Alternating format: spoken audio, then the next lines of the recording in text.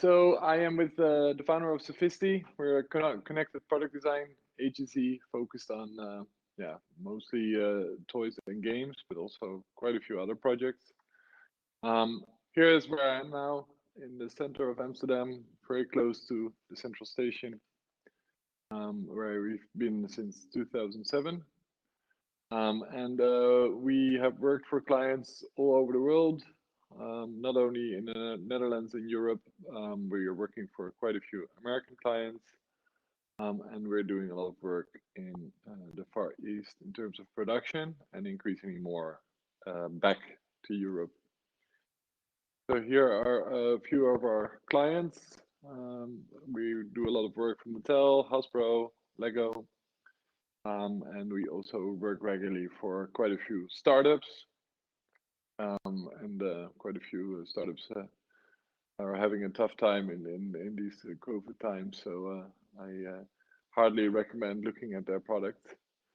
And we help these clients from idea to what we call connected product. So that can be virtually anything as long as there is a connection. It doesn't have to be a connection necessarily through the internet. It can also be a connection through peer-to-peer based products. We help clients through stages of discovery, like what do you want and what kind of concepts would that work with, from design, so ranging from industrial design, but also technical design, like what kind of technologies would enable what you want, user interface design, towards development. So we develop a lot of electronics in-house, mechanical engineering, software development, all integrated in what we call experience prototypes. Looks like, up until production ready prototypes, and finally product to market.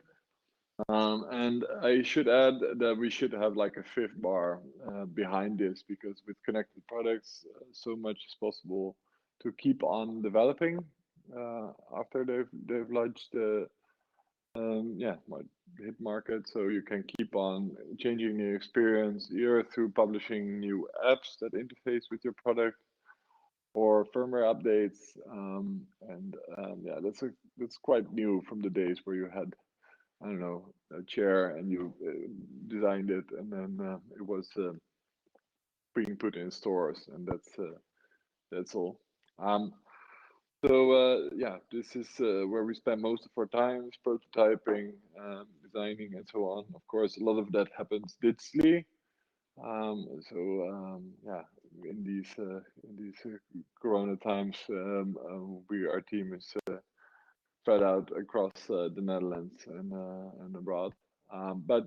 We have quite a few facilities which are hard to move outside. So when necessary, we still are at the office. So this morning I shot a little video. I'll stream it by another means. Let me see. As I've been told, otherwise it will start lagging. So here we go. An external video.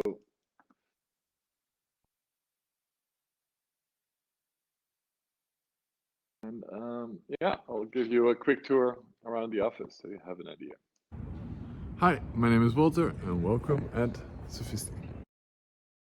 Please come in to our meeting room, where we of course also have lunch and lately mostly conference calls, where we have all kinds of prototypes we made over the years on display. Whiteboard, fun fact, that used to be our old lunch table, and we have been using it as a whiteboard since. All kinds of projects we've worked on. So some of course are small enough to prototype here, some are digital, some are a little bit too big to put in here. So we have posters of them. Down here are also other projects, cases and such. Here is our meeting room, as you can see. Upstairs is the workshop area. I'll show that momentarily. Here Back is Ping, and this is our first multi-touch table. Since then we've built over 35 in the Netherlands, yeah, we've stopped doing that since, but now our multi-touch table is in use for Hot Wheels ID, one of our projects. So this is the central area. Here is a bit of a reduced area for 3D printing, drawing. This is our vacuum forming machine, and drawers with all kinds of drawing materials and 3D printing filaments. Here's our closet with all kinds of inspiration materials, a lot of material samples in here, swatch books, of course, a lot of Lego or projects that we find inspiring. And here is our kitchen for hot lunches, air fryer materials, pantry, and coffee machine, very important. So let's go to the back. Over here, our desks, normal printer, lounge area, and the rest of our workspaces. It's a very, very high room. It's almost 6 meters high, I think. It used to be the head office of a steel concern called Iron Bars back in the 19th century. So this is our inspiration closet with books and products we find inspiring. We keep a lot of boxes because it sometimes helps as a reference. Here is our small photo studio, which we use quickly. We also have a bigger one, but that requires a little bit more setup. So get a feeling of the place. So this station is meant for programming new PCBs with firmware and debugging using an oscilloscope, power supply, and such. Back, all kinds of cables and such. And we also have another entrance, which we normally use in summer. If we want to have lunch outside, we can go to the Westerdok. There's all these nice lunch tables out there. And there in the back is Central Station, to give you a sense. So again, our office. Let's get inside because now it's pretty cool. So we're back in the meeting room. This time we'll go upstairs to our workshop. This is our electronics workshop. Over here is our reflow oven, nicknamed the pizza oven. That is a lot of our components, our connectors, batteries, design kits, wires, of course, and all kinds of tools. Very important. Glue gun. No, we try not to use that. Only when some refills. Drawers full of resistors, capacitors, all kinds of supplies, and more supplies over here. And to the back, we have our archive where our old projects are stored. And we have a small woodworking workshop over here. So let's go downstairs again. So that was it. We hope you enjoyed the tour. You're always welcome in real life for a visit, or digitally, of course, through the conference room. Hope you have a good ThingsCon. Right. Yeah, before we get to the Q&A, I would like to walk you through a few projects we've done, because you haven't seen a lot of materials out there. That's also, yeah, because quite a few clients we work for are working on confidential projects that we cannot keep out in the open. So we need to be quite strict with that. But fortunately, of course, there's quite a few projects we've done over the years we can show. So this was a project last year, launched Hot Wheels ID. All these Mattel hired us to work with them on a project where all these cars, race cars, have a little tag underneath, and we designed a special track piece that recognizes these cars and also detects the speed at which the car is passing this race piece, this portal as we call it. And all these speeds and identities are all sent via Bluetooth to a smart device whenever a smart device is near. And you can even build on that with smart tracks. So connect tracks with a special chip in it that all communicate to each other, and then eventually to the portal, which is then henceforth sent to the iPad. So a few other videos I'll make sure to post it through Vimeo. I don't know if you can see this, pretty choppy probably, but I'll go through it quickly. So you can level up these cars digitally and physically at the same time. So every time you want to expand on it, physically you need to, digitally you need to perform a physical challenge and back and forth. All that information is stored on the car itself, and if you build a track, you will also see it digitally. Another project we did is Make and Grow. We made a smart greenhouse with this special hub, which is connected to a few sensors. So a water sensor, a climate sensor, so that means temperature and humidity, and a light sensor, and it controls special ventilation shafts. So there's a servo over here which opens up if the temperature is getting too high or the humidity is getting too high. And what's special about it is that the whole sensor is powered by a solar panel, and underneath there is a supercapacitor. So there's no battery in it, but there's only one capacitor that gets charged throughout the day and is being used at night. And all these values are also sent to an app via Bluetooth. So you'll get richer alerts as well as the LEDs that indicate very clearly that something's wrong. So if the water is low, then you see a red LED on top, or if something else is the matter. Yeah, you still have to water it yourself, but you'll have a whole mission control kind of interface where you're able to make decisions on the climate control and learn more about what it means to grow plants. QMod is another project, educational kit to teach you how to, harvest energy from renewable sources, like, for instance, the solar panel or motion. So those are the top bottom, but also by putting two electrodes into the soil, by using a joule thief, you generate energy which you can use later for LEDs. The video here.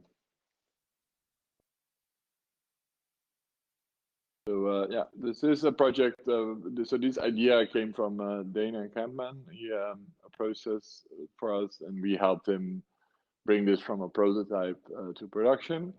So I have to add, like, some projects were really involved from the first sketch, or it's even our idea, and other projects, someone has a good idea and involves us how to bring it to production and how to make it reality, and think about cost and certification and connection. Another project, Links, similar. The idea is that you can store little sounds on these tags, and you can play with these tags in a context of a tabletop game. And you can, it's not playing that for you, I guess, but the sounds, I'll share a Vimeo link of this as well later. But it plays sounds when you put it on top, and these sounds are recorded by the parents themselves. So the idea is to keep it really, really simple. but you can also expand with a simple mechanism by hiding these tags and getting like a treasure hunt, that every tag is a hint to the next tag, and you can all have the pre-recorded as a parent doing an app instead of having to do that physically. So the app is so I think that's a bit of a red line we'll see more and more, is that we see apps, especially for connected play, as something that allows you to control the experience by having settings or keeping score and whatnot. But we try to more and more to create product experiences that stand on their own and have an app as an extra layer, or as a way as a parent to make personalized content for the kids in a very easy way, but not having the kids again on the iPad, because most parents are quite eager to keep their kids off the iPad. So in this case, I'll share a video because otherwise you cannot hear it. Bear with me. It should be right link. Go.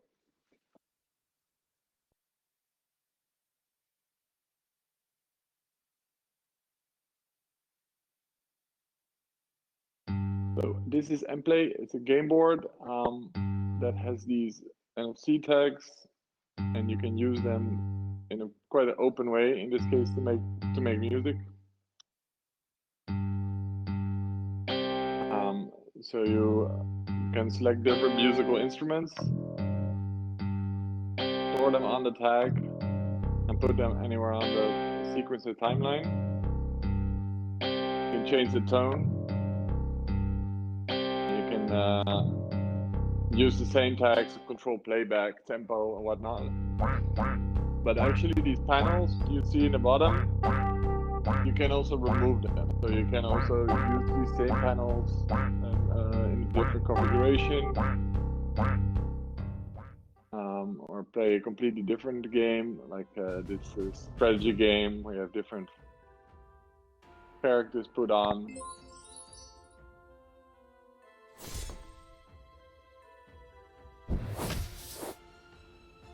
And you can have different characters.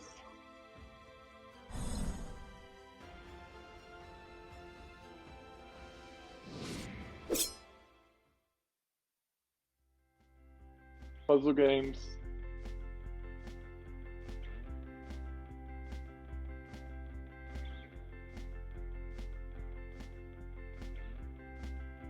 I'm reading in the comments that it's hard to hear over the video.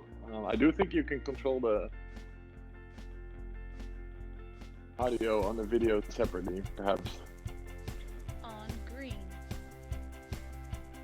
On yellow. On white. On blue. On white. So another project I wanted to show you is Ding. Ding is a set of connected bricks that we developed to make electronics more tangible.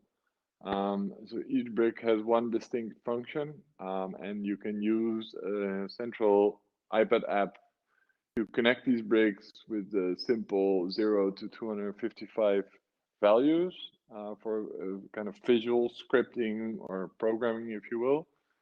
And if you're more advanced, you can also use more detailed programming. So let me share my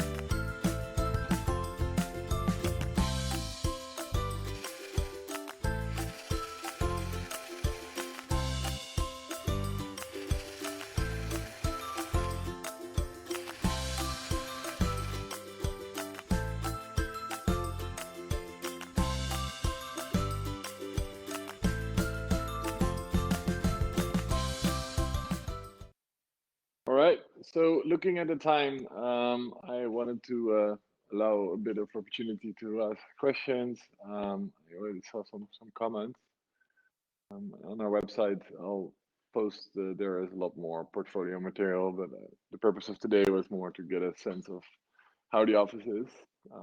So are there any questions on chat or by any other means?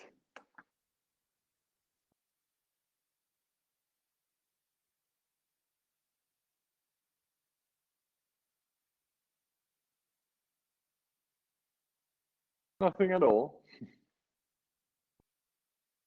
You see here Jeff saying, "I'm in awe of how organized it is." Well, we kind of used also this opportunity to really clean everything up. So mostly we do that between Christmas and New Year's, but we thought why not be a little bit ahead of the curve and clean everything up in front of that. But it's not always this clean. That being said, yeah, we have a very ground floor office, but yeah, we also have to sometimes make sure that the materials are being treated confidential. So yeah, we cannot leave everything open on desks. Why did you concentrate on kids' toys? That is a good question. Well, I think there are like two ways of answering that. So one, for me personally, also always wanted to work on Lego since I was around 7 years of age, and then I learned that you could do that by studying industrial design. So yeah, I had my career planned out for me. We did end up working for Lego. We're working for new projects as we speak, and yeah, that's great. But we also love working on other toy projects. And yeah, for us, we had at some point back in 2012 a project called Game Changer, which is an electronic game board. And we had that game board brought out. Yeah, it was also for us a game changer because it was the first product to get mass manufactured and was quite successful in the Netherlands and the United States. And yeah, since that project, also other toy companies approached us for work. So yeah, it's also a little bit that from one project comes the other. That being said, I mean, we've also worked on a beer brewing machine, a coffee roaster. So these are all quite recent works. I guess they're also toys, but toys for bigger boys and girls. So yeah, it's a bit how that happened, but we try to work on toys that are also educational, not just fun. So we're also trying to work on integrating more sustainable materials in toys, which is not always easy. But for instance, Links, the project you saw with the little tags that you could hide for a treasure hunt, we try to make them out of plant wood, which is a kind of a wood made plastic, if you will. So yeah, we do our best in that sense.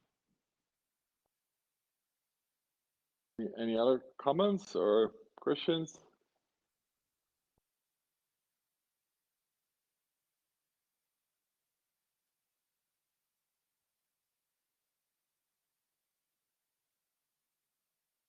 Do we suggest topics or do customers do that?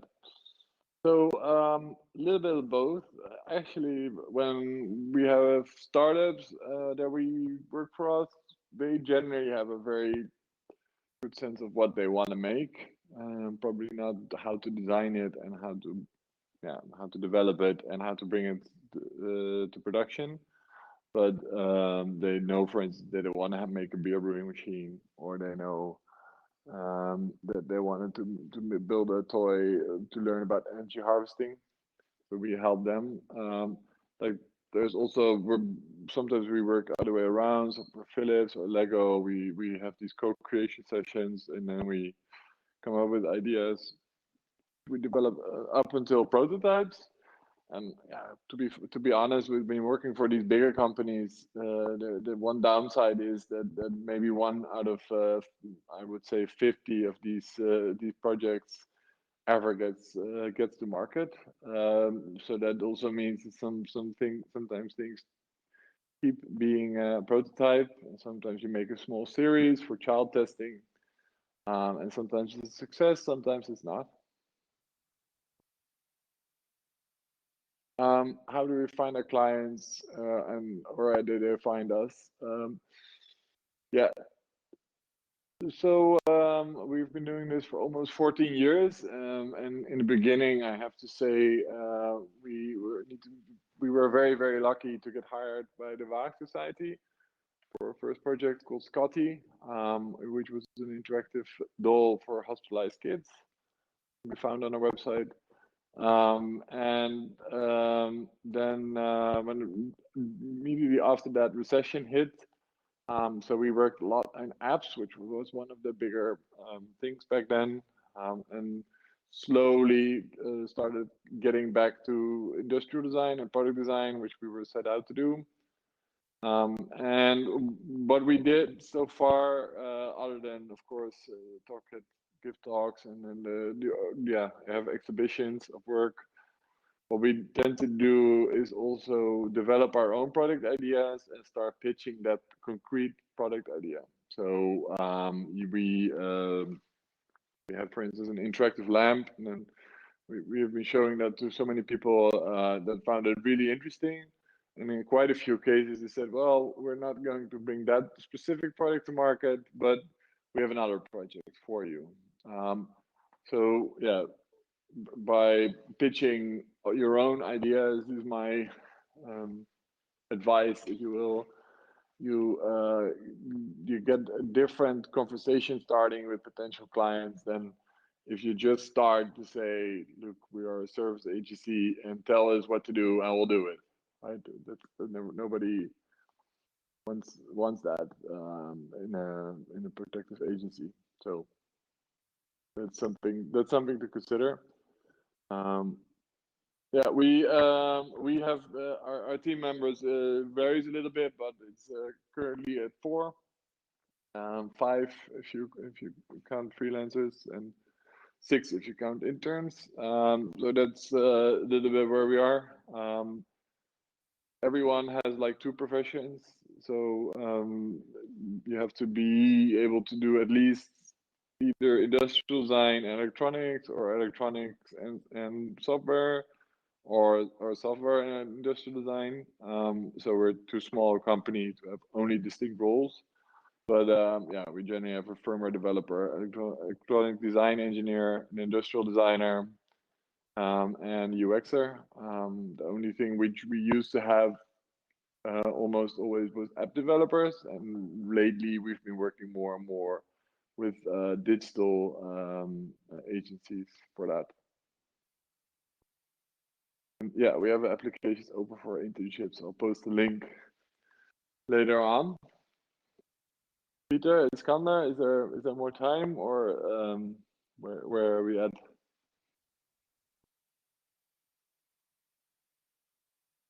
I mean, I can talk, keep on talking, but I don't want to steal any of your time. Iskander, I think you're the next session. Hi, this is Andrea, one of the co-organizers of the ThingsCon. I fear we missed Peter somehow. I don't see him in the participants list anymore, and Iskander is only participating via his headphones, so he cannot talk. So I will do that for them. So okay. Officially, it is terminated until it is planned until 1 o'clock. But if there are any more questions and you have a couple of minutes more time, we would be happy to hear more from you. Yes. So we can I can do 1 or 2 more questions.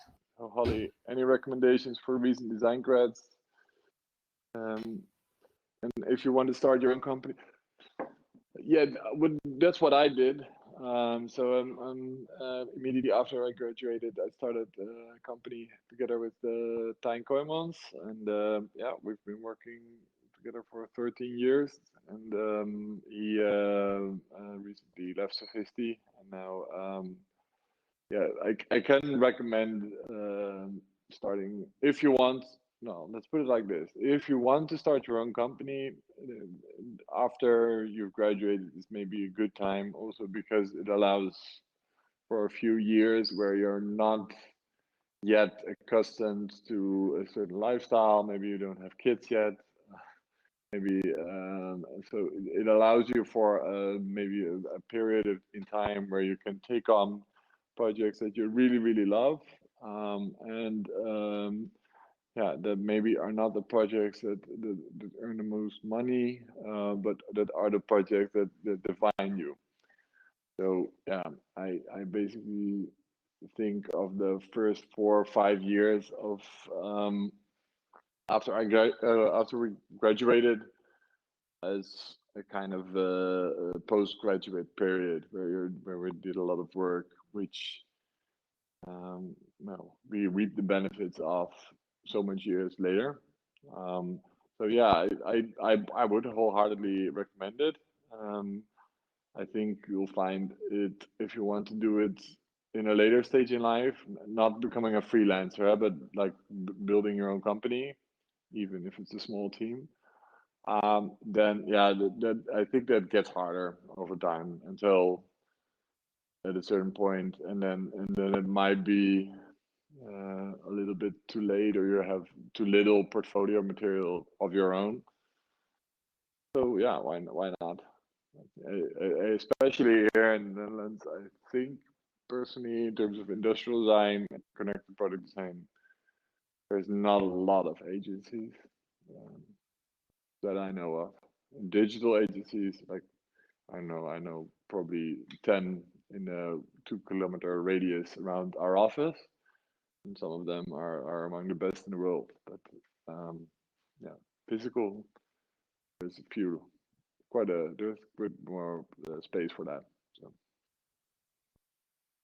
I also, yeah, I wanted to say, hopefully later when COVID is a bit in a different stage, yeah, we'll be able to host more workshops and have people coming over here as well, since we love to collaborate and yeah. Okay, so just for the politeness, I switched my camera on.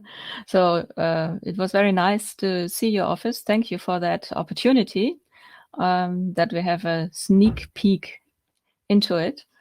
You're welcome. And I think there are no further questions, so that we can close that session now.